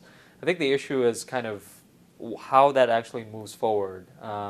So, for example, I've been quite struck by the specific activities and initiatives that Taiwan has announced and done through the southbound policy. Some of these are not actually appreciated by observers who are looking at broader trends like the Indo-Pacific strategy and the sort. So how can Taiwan sort of better package that the set of activities that it's doing in a way that also makes sure that it's the new southbound policy is actually appreciated for what it actually is? That's going to be a challenge. And then the second one is, I mean, there's a number of countries that have advanced very ambitious strategies for the region, whether it's the U.S. free and open Indo-Pacific strategy, the Japanese have their own notion of what that is, the South Koreans now have their own southern strategy as well. So how does Taiwan figure out what its own niche areas are and what its contributions are? That's going to be something that I think is the other piece of that that'll be interesting to watch going forward. This is really your question, but I think this is also very important to ask you. What do you think are the geopolitical and security challenges, as well as the opportunities for Southeast Asian states in the next 10 years, looking forward? Well, I think the Southeast Asian states in particular, it's such a wide variety of countries that the range of challenges that they face are such that they encompass a big broad brush, right? So you have terrorism, for example, but you also have a number of these non-traditional security challenges that are significant. So piracy, climate change, deforestation, right, flooding. And some of these issues are more cyclical, like terrorism and radicalism. I feel like these, whenever we have an attack or we have this issue come up, there's sort of increased attention to that, and then it kind of ebbs a little bit, and then there's sort of an ebb and flow. But some of these others are going to significantly increase in terms of their intensity in the next few years. A good example of that is climate change, right? So you ask 5, 10, 15 years, a lot of these trends, climate change, water security in the Mekong subregion, for example, that's something that's going to get more intense in the years that come. And so Southeast Asia is going to be very relevant in terms of how to address those issues. And then I would say one other thing is disaster response and relief. That's a related issue, right? So you have climate change getting sort of more exacerbated. A lot of these disasters that we see in Indonesia and the Philippines and some of these other countries like Vietnam, those are going to increase in terms of intensity. So how can Southeast Asian states partner with other neighboring countries to make sure they're addressing this? I think that's going to be the other key area to watch going forward. So going back to what President Tsai, or maybe the new southbound policy mentioned, they did specify that one of its thrusts is in the collaboration, the partnership of think tanks. How do you think can collaborations between think tanks reinvigorate Taiwan's influence in the region? I think there's two pieces to that. I think one is the cooperation with respect to NGOs and think tanks. One thing that I see room for cooperation on is, I mentioned, Taiwan often doesn't get the credit it deserves for what it's doing already. I think there's massive room for opportunities for think tanks to find partnerships to advertise, what is Taiwan doing already, and how do we broadcast this in order so that elites, but also the broader publics in these countries, appreciate what Taiwan's already doing in that regard. And there's a second piece to that, which is whenever you have initiatives like this, there's always a mini industry that kind of pops up to figure out how do we assess the impacts of these, right? So whether it's polls or some sort of way, focus group, surveys, to figure out what are the populations thinking, and then sort of benchmarking that year to year and seeing how this evolves. So that's something which I mean, Taiwanese think tanks can do it, but it's also cooperate with Southeast Asian think tanks, US think tanks. That's definitely one area. And then there's these functional issues as well, where you can find cooperation. I mean, one of these is, one of the powerful examples of where Taiwan can have a contribution is, the fact that you have President Tsai is attests to the fact that Taiwan's gone a long way in terms of women's empowerment and gender equality. That's something which think tanks are now working on as kind of a hot button issue, right? And it's only going to increase in terms of its importance. The quadrilateral that we talked about, the so-called Quad, right, is often seen as a security initiative, but one of the issues that's been discussed in terms of a future agenda for the Quad is women's empowerment and gender equality. So if you're looking at Quad plus countries and thinking, what sort of niche areas could these countries tap into with respect to the Quad, a key area for Taiwan would be gender empowerment and sort of women's empowerment and gender equality. And it's not only the Quad. Within APEC, for example, Taiwan's already contributing in some of these areas like gender equality, but there's opportunity to work more with partner countries as well. And I suspect that that's going to be one of the areas we'll see development on. And we all know that the new Southland policy isn't really that new, right? So it's taken off from its predecessors. But the repackaging that it's done, how do you think has it changed over the years, the perception and reception of people of this policy? I think the approach and general policy itself hasn't changed all that much in terms of the broad contours. I think, partly, Taiwan faces a lot of restrictions in terms of what it can do because of its situation. So the shape of the initiative, I don't think has changed, but the specific manifestations have.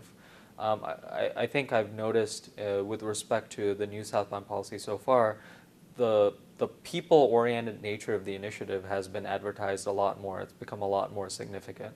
The economic pieces were there always to begin with, but I definitely have noticed that being a key component, and that's good to see, because I think that leverages another key strength that Taiwan has, which is it's not only the sort of government or diplomatic tracks or economic tracks or businesses, but it's also civil society, universities, and individuals, right?